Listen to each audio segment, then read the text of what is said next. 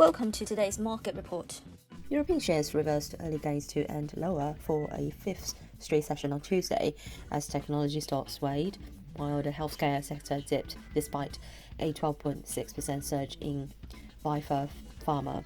The pan-European stock 600 index fell 0.8%, hitting session lows after data showed US producer prices came in hotter than expected, which saw Wall Street indices open lower a day ahead of the Federal Reserve's monetary policy decision. The Fed is expected to signal a faster pullback of asset purchases, while the European Central Bank and the Bank of England will meet on Thursday to determine the course for their monetary policies into 2022.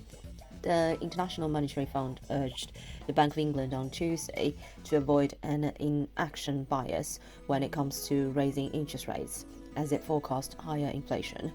Equity markets will stay skittish as there is tension between Omicron and a busy calendar for central banks, while we stand between two earnings seasons, according to UBS. But we are no longer talking about the same restrictions we had in Q1 2021 or 2020. So in the near term, restrictions across Europe will only be a modest drag on growth. Germany's IFO Institute slashed the country's GDP growth forecast for 2022, saying a fourth COVID-19 wave and persisting supply bottlenecks are slowing down Europe's largest economy.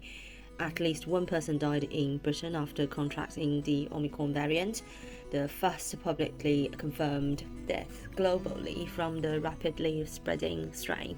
But Britain is set to remove all 11 countries from its COVID-19 travel red list from Wednesday. Tech stocks lost 2.1%, tracking US peers, while the healthcare index slipped 1.2%. Pfizer extended gains from Monday after agreeing to be bought by Australian biopharma giant CSL for $11.7 million. Also capping losses were miners, which tracked copper and iron ore prices higher, while rising bond yields and tighter monetary policy appearing on the horizon lifted banks. UniCredit firmed 4.6% after HSBC raised the Italian lender's target price, while ArcelorMittal advanced 8.1% after the world's largest steelmaker announced plans to repurchase some of its debt. Iran Tokyo plunged 12.3% on its $6.7 billion plan to buy US rival Terminix, while AutoStore Holdings dropped 13.4% after it lost a patent infringement lawsuit filed against British online supermarket group Ocado Group.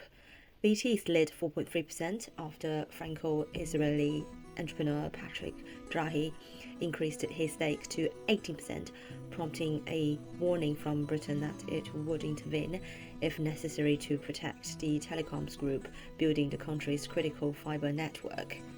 Oil prices tumbled for a second day in a row on Tuesday, with the US crude benchmark falling beneath the key $70 per barrel support on a weaker demand outlook by the international agency due to the Omicron variant of COVID.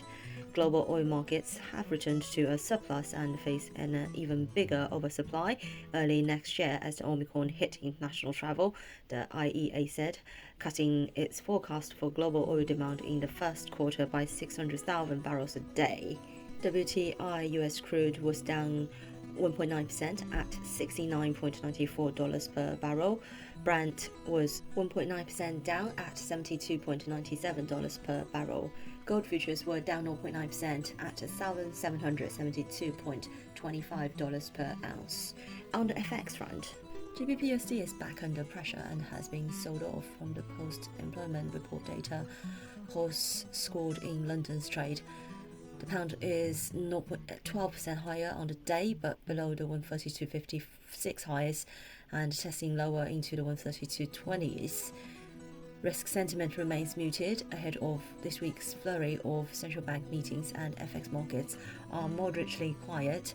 However, it is a busy week for UK macro, and the markets await the major event risk of the Federal Reserve and Bank of England.